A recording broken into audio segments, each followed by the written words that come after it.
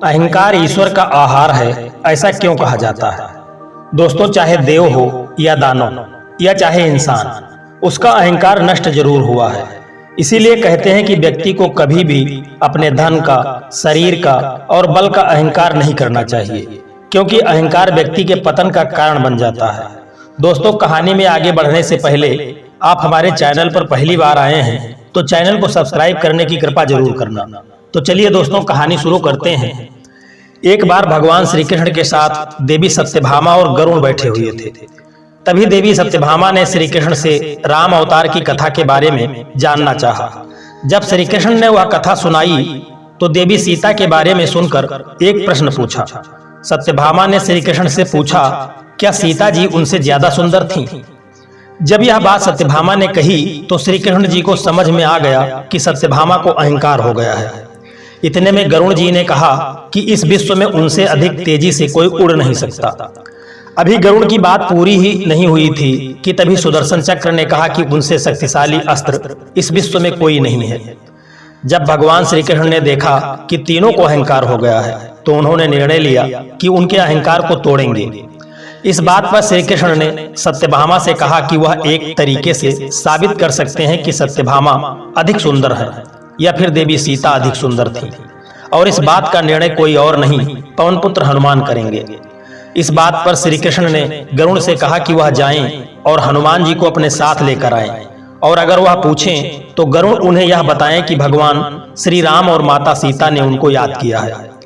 इतने में गरुड़ ने श्री कृष्ण से कहा कि भगवान, जो हनुमान हैं वह तो बुजुर्ग हो चुके हैं, वह मेरी रफ्तार से मेरे साथ नहीं आ पाएंगे, तो अगर आप आज्ञा दें तो क्या मैं उन्हें अपनी पीठ पर बैठा करके यहाँ ले आ सकता हूँ? इस बात पर श्री कृष्ण ने कहा कि जैसा तुम चाहो वैसे हनुमान जी को अपने साथ यहाँ लेकर के आ सकते हो। इतना कहने के बाद गरुड़ जी हनुमान जी को लेने के लिए बाहर निकल गए। इसके बाद भगवान श्री कृष्ण ने सत्यभामा से कहा कि वह बहुत खूब अच्छे से श्रृंगार करके उनके पास आकर कुछ देर बाद बैठ जाएं। जब सत्यभामा श्रृंगार के लिए चली गई तो भगवान श्री कृष्ण ने सुदर्शन को आदेश दिया कि किसी को भी अंदर ना आने दें, यहाँ तक के कि हनुमान जी को भी नहीं। इसके बाद भगवान श्री कृष्ण ने हनुमान जी के आने का इंतजार करने लगे। इतने में सत्यभामा श्रृंगार करके श्री कृष्ण के बगल में आकर के बैठ गईं। तभी गरुड़ जी हनुमान जी के पास पहुंचे तो गरुड़ जी ने हनुमान जी से कहा कि वह उनकी पीठ पर बैठ जाएं, ताकि वह जल्दी से उन्हें भगवान श्री कृष्ण के पास पहुंचा सके। हनुमान जी ने कहा कि आप चलो, मैं आता हूं। इसके बाद गरुड़ जी वहां से निकल गए। जब गरुड़ जी वापस पहुंचे तो उन्होंने देखा कि हनुमान जी पहले से ही वहीं पर पहुंच गए थे, जिससे गरुड़ जी को एहसास हुआ कि उनका अहंकार टूट चुका है। जो उन्हें इस बात पर था कि उनसे तेज रफ्तार कोई उड़ नहीं सकता, इस बात का अहंकार उनको हनुमान जी ने उनका तोड़ दिया। इस बात के बाद हनुमान जी अंदर आ गए। श्री कृष्ण जी के बगल में सत्यभामा जी बैठी हुई थी। हनुमान जी ने कहा, प्रभु, मुझे सीता माता के दर्शन करने हैं, यह दासी आपके बगल में क्यों बैठी है?